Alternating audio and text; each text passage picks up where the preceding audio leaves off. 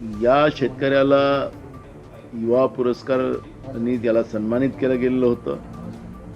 कैलाश नागरेने नावाचा हा शेतकरी आज होळीच्या दिवशी आत्महत्या करत असताना त्यांनी जी सुसाईड नोट लिहिली ती सरकारवर त्यांनी दोषारोपण केलेलं आहे। आता अधिवेशन चालत असल्याच्या काळामध्ये ही घटना घडलेली आहे।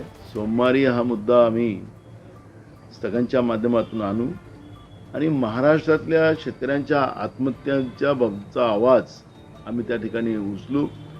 सरकारने भूमिका स्पष्ट केली पाहिजे। शेतकऱ्यांच्या विषयावर ज्या पद्धतीनं राज्यपालाच्या अभिभाषणावर उत्तर देत असताना मुख्यमंत्र्यांनी शेतकऱ्यांना आम्ही भरपूर दिलेला आहे। सोयाबीनला भरपूर भाव दिला, तुरीला भाव दिला, कापसाला दिला, धानाला दिला, भरपूर दिलं। तुम्ही काहीच दिलं नाही। शेतकऱ्यांच्या शेताच्या विद्युत पंपाला लाईट सुद्धा देत नाही। शेतकऱ्यांच्या शेतीच्या मालाला भाव इम्पोर्ट करून बाहेरून दुसऱ्या देशातला माल आणून शेतीतला मालाचा भाव पाडणं आणि शेतकऱ्यांना उद्ध्वस्त करणं हे तुमचं धोरण आहे।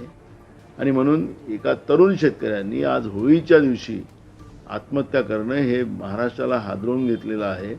आणि म्हणून आम्ही ही भूमिका विधानसभेमध्ये येत्या सोमवारी मांडू आणि सरकारने महाराष्ट्रामध्ये शेतकऱ्यांच्या आत्महत्या होणार नाही यासाठी काय काय उपाययोजना घोषणाबाजी न करता सांगावी आणि याच्यावरची चर्चा व्हावी ही भूमिका आमची राहणार आहे।